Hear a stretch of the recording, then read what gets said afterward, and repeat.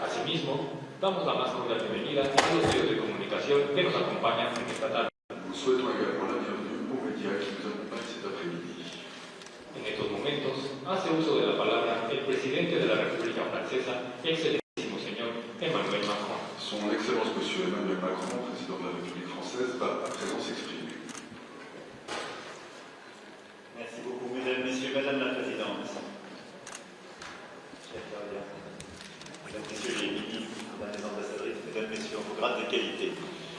Je veux avant toute chose remercier très sincèrement madame la présidente Sheinbaum pour l'accueil qu'elle nous a réservé aujourd'hui. Je suis heureux, avec la délégation qui m'accompagne, de pouvoir être à vos côtés à Mexico pour renforcer les liens entre nos deux pays et nos deux peuples. Permettez-moi d'exprimer tout d'abord, madame la présidente, à nouveau la pleine solidarité de la France après les violentes inondations qui ont ravagé plusieurs États du pays.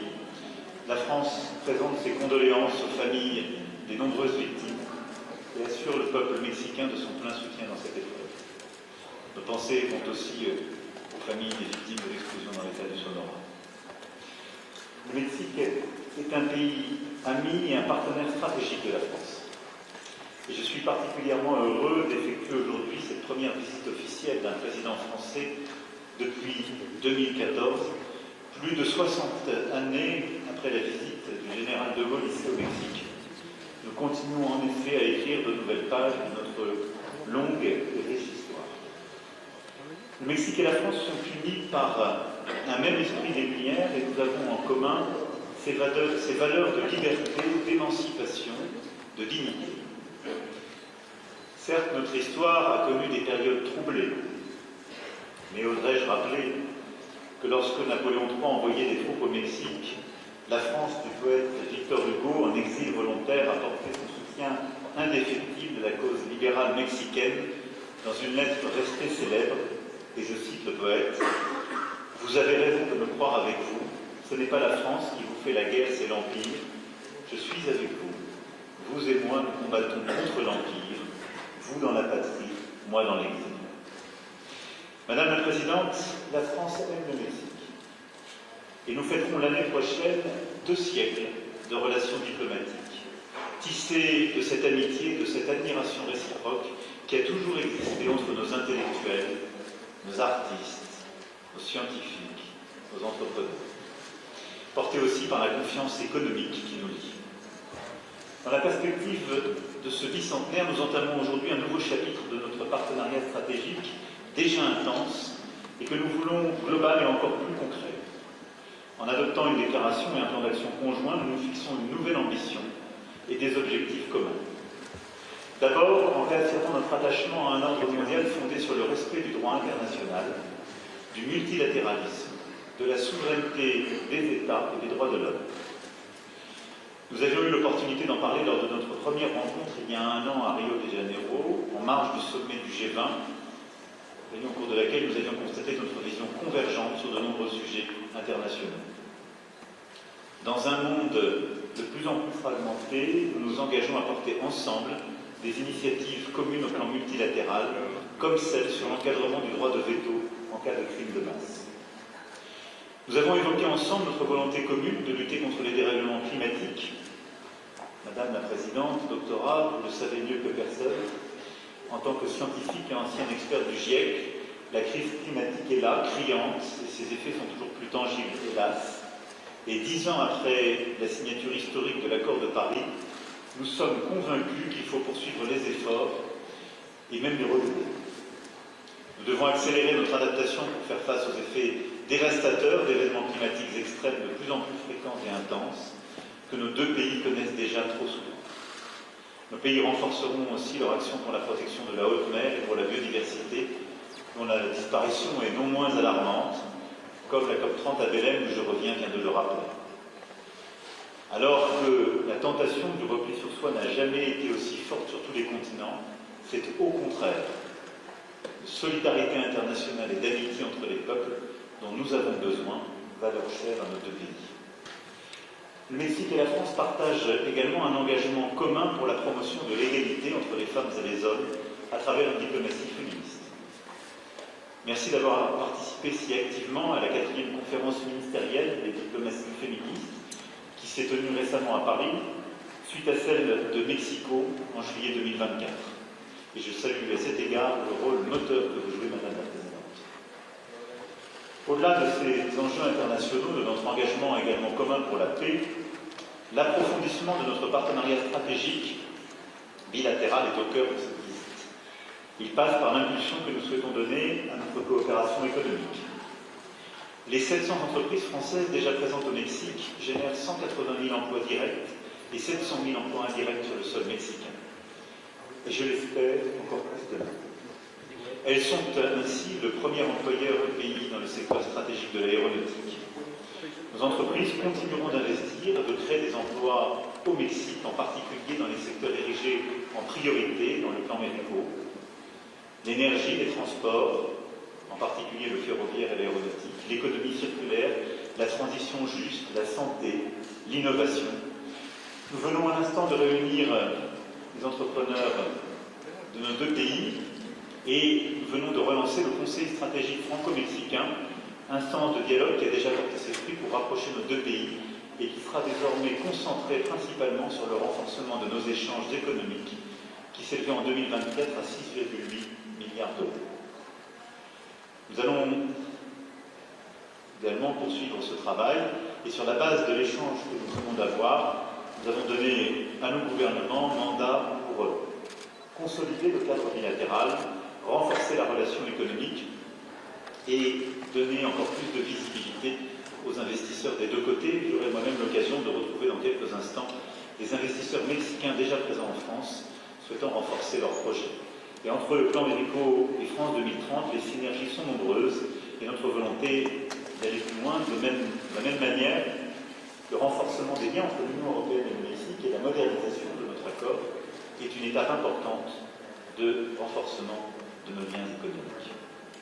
La culture est également au cœur de ce partenariat stratégique. En matière de patrimoine, nos pays sont déjà liés par une longue histoire de coopération, notamment archéologique.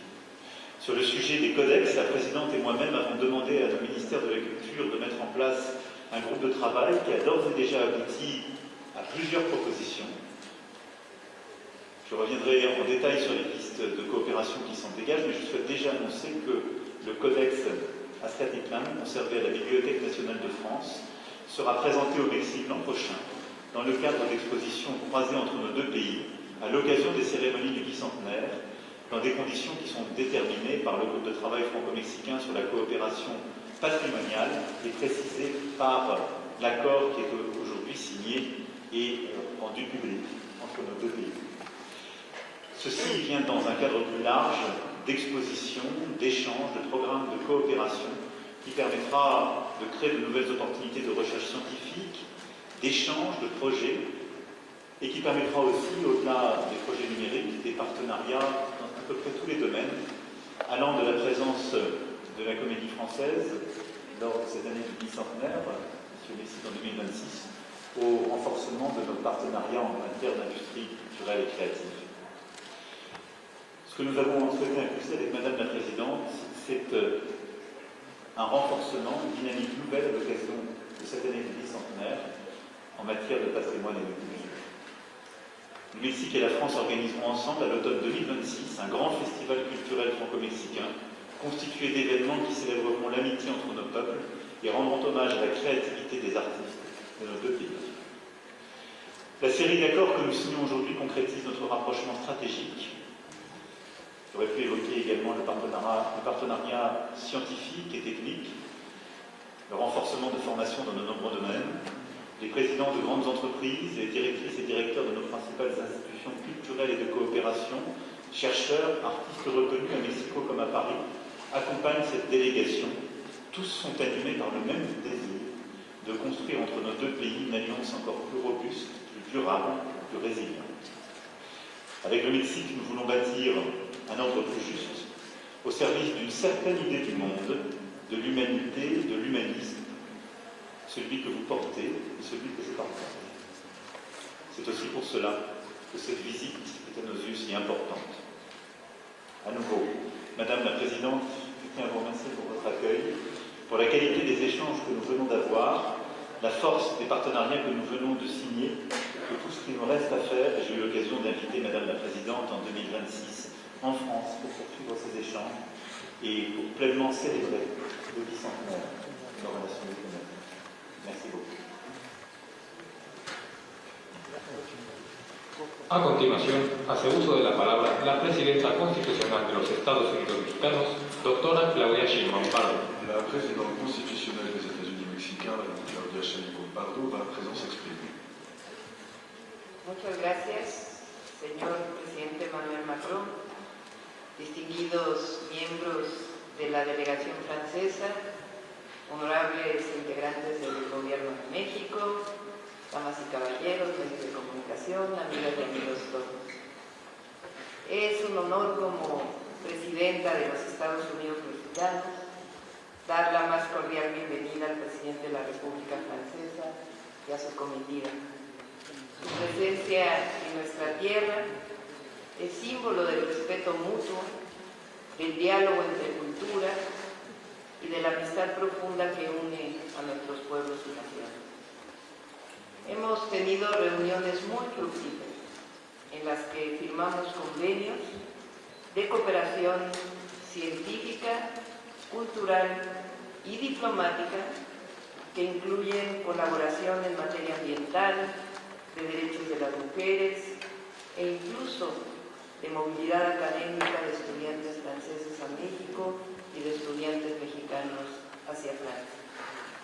Además, como ustedes saben, el próximo año renovamos el Tratado Comercial con Europa, mientras se cumplen también 200 años de la relación diplomática México-Francia, que brindará mucha oportunidad de cooperación económica entre nuestras naciones, y en la relación bilateral se fortalece también el Consejo Estratégico Franco-Mexicano de Desarrollo Económico para ampliar inversiones, comercio y la complementariedad económica de nuestros países, incluso en nuevas áreas de desarrollo tecnológico y de innovación como la digital, la de energías renovables, tecnologías para la producción agropecuaria y otros. En materia cultural, nos convoca un acto de alto significado histórico y moral, la aceptación de los tratados temporales recíprocos y simultáneos para que en México sea exhibido el Códice Azcatitlán y que el Códice de Boturini sea exhibido en Francia. Estos códices son fundamentales en la relación entre Europa y México. Representan la memoria viva para México de nuestra historia, la voz escrita de nuestros antepasados y la raíz profunda de nuestra identidad. Estos documentos no solo son testimonio de un pasado remoto, sino que son la expresión de un pueblo que a través de la palabra, la imagen y el símbolo supo registrar su pensamiento, su arte y su visión del mundo. Con ello, se reafirma ante el mundo que no hay futuro de prosperidad compartida sin el reconocimiento de la historia. Cada códice, cada trazo, cada signo nos recuerda que somos herederos de una civilización o de civilizaciones que florecieron mucho antes de la modernidad occidental y que hoy dialoga con ella en condiciones de igualdad, de respeto y de cooperación. Agradecemos profundamente al pueblo y al gobierno de Francia este gesto. En él vemos reflejado un compromiso compartido con la cultura, con esta relación de igualdad y también con la justicia histórica. México es un país orgulloso de su memoria. En cada pueblo, en cada lengua viva, en cada tradición que se mantiene, late la continuidad de una historia milenaria. La grandeza cultural de México no se mide únicamente por su pasado, sino por la fuerza con la que este pasado sigue dando sentido a nuestro presente y orientando nuestro porvenir.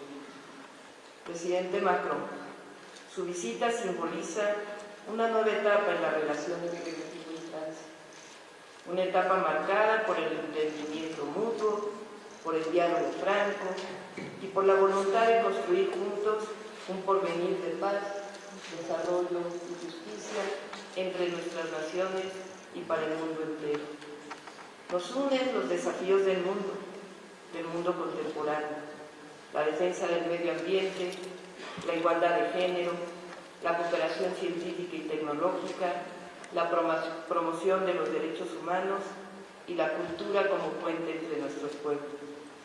Este día quede inscrito en la memoria común, como un ejemplo de respeto y de hermandad. Muchas gracias. Procederemos al espacio de preguntas y respuestas. Tiene la palabra Anne Vignat, del medio francés Le Monde. Nous allons maintenant passer à la séance de questions-réponses. La parole est à Madame Anne Vignat du journal Le Monde. Presidenta, desde 2022 hubo varias explosiones de gas en el país atribuida a la empresa Engie. 4 jóvenes perdieron la vida y 5 son heridos de gravedad. El accionista principal de Engie es el Estado francés. Los familiares de las víctimas piden a Engie indemnizar, así como revisar sus protocolos de seguridad y su actuación ética fuera de Francia. Es un tema que usted ha hablado con el presidente Macron. Et Monsieur le Président, Donald Trump mène depuis le 2 septembre des bombardements d'embarcations suspectes dans les Caraïbes et le Pacifique. Une soixantaine de personnes ont été tuées par ces frappes. Donald Trump a qualifié les cartels de groupes terroristes et d'après 2 fonctionnaires américains cités par la chaîne NBC, le gouvernement américain planifierait des opérations sur le sol mexicain. Quelle est la position de la France au sujet de ces opérations extérieures américaines et que ferait la France en cas d'une intervention américaine au Mexique? Merci. Gracias. No hablamos en particular de este tema, pero por supuesto es algo que estamos atendiendo.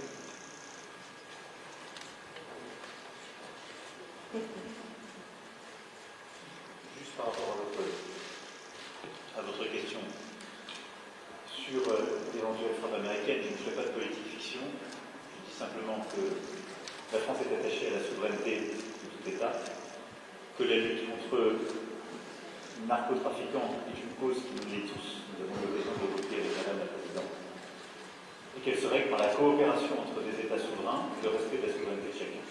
C'est dans ce cadre de respect que nous comptons agir. Nous avons nous-mêmes lancé une politique ambitieuse de lutte contre les narcotrafiquants et nous sommes en train de préparer, le travail se poursuit, une coopération accrue en matière douanière et en matière de sécurité sur ce sujet. Mais la souveraineté de chacun doit être pleinement respectée en la. Tiene la palabra Aurora Castillejos. El próximo martes presentamos los resultados en materia de seguridad del último año, un mes que llevamos en el gobierno. Ahí se podrán conocer los avances en materia de seguridad y por supuesto la estrategia que tenemos. Colaboramos con distintos países del mundo, en particular con Francia, y siempre estamos atentos a la seguridad de nuestro país con una estrategia integral que va desde la atención a las causas hasta las coordinaciones de los distintos gobiernos en nuestro país. Continuamos y tiene la palabra Aurora Castillejos, de Canal 14. La parole est à Madame Aurora Castillejos du média Canal 14.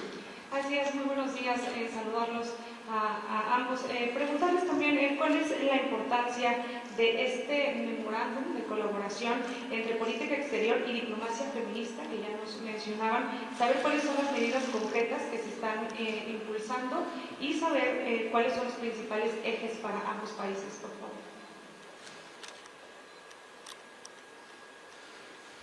El año pasado se celebró una conferencia en México, ahora se va a celebrar en Francia, y ambos países coincidimos en la necesidad de la igualdad de las mujeres en todos los ámbitos de la vida pública y la necesidad de combatir cualquier acto de violencia contra las mujeres.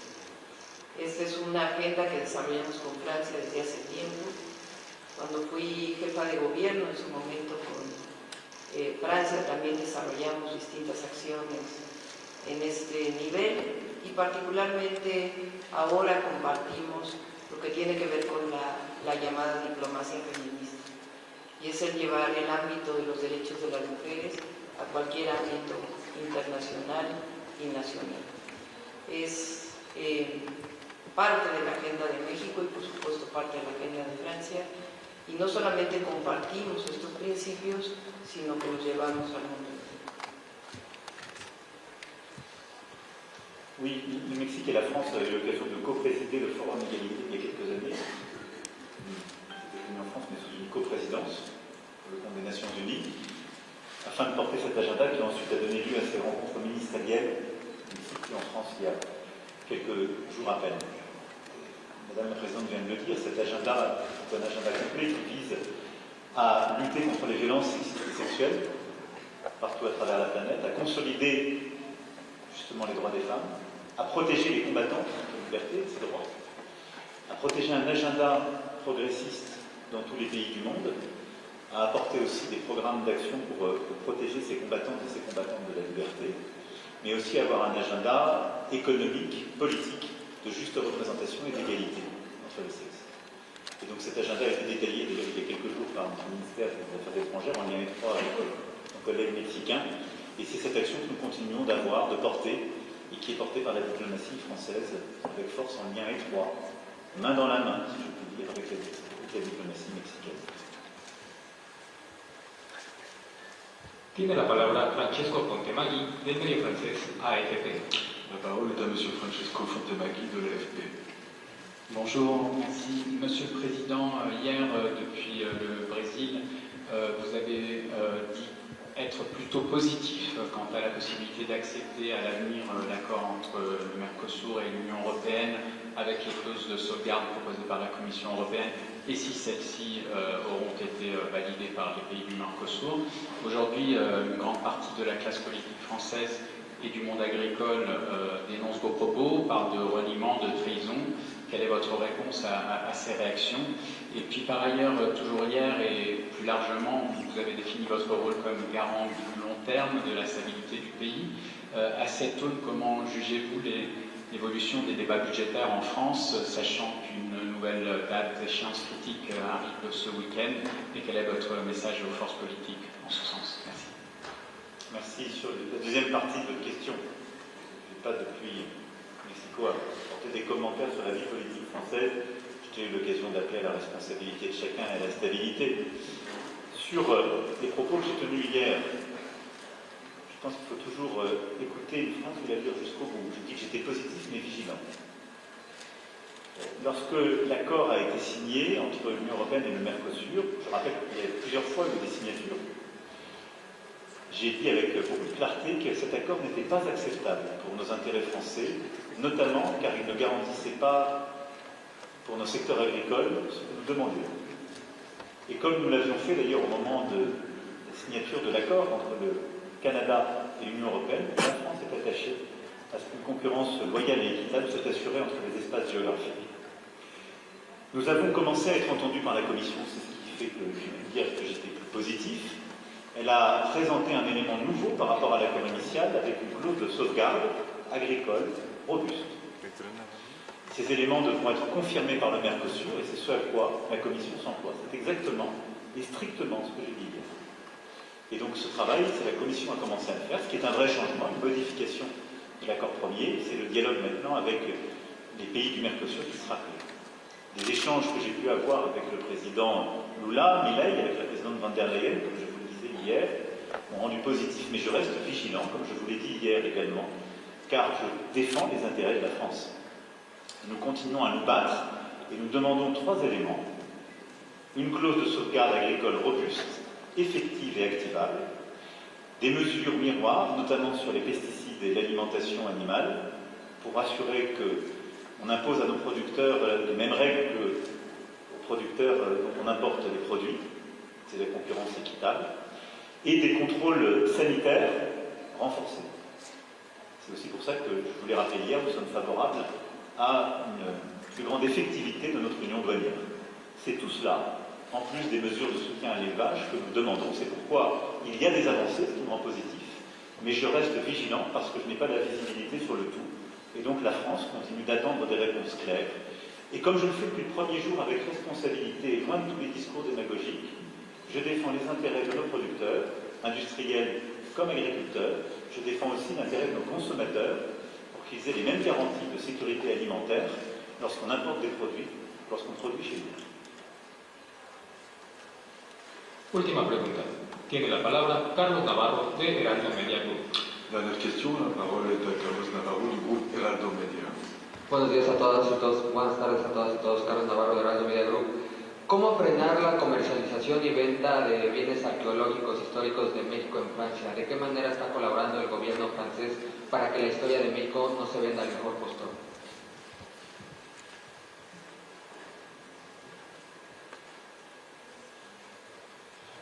Merci beaucoup. D'abord, vous savez, nous sommes liés par un partenariat scientifique important qui a plus de 60 ans aujourd'hui, archéologique entre nos deux pays.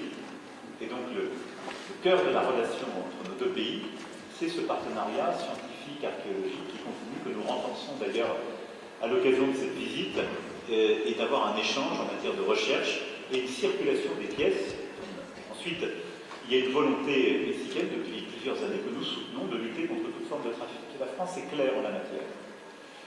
Nous souhaitons que, à chaque fois, les règles de sortie du territoire soient établies, que le partenariat stratégique qui est le nôtre soit avant tout un partenariat scientifique et que, par cette action, la transparence soit faite à chaque fois par un travail mutuel sur les conditions de sortie du territoire des pièces archéologiques. Notre volonté, c'est plutôt que ces pièces soient échangées entre nos musées, nos institutions culturelles, ce que nous allons faire à l'occasion du bicentenaire, et c'est évidemment dans le cadre de ce partenariat scientifique de lutter contre tous les trafics et toutes les prédations.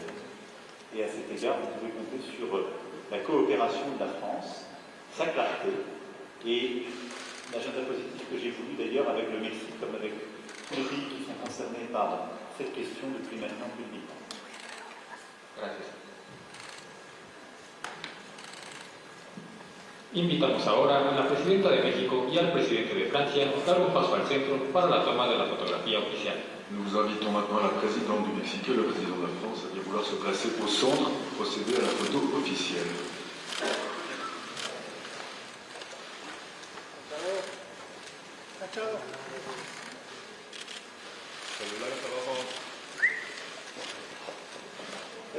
Sentado.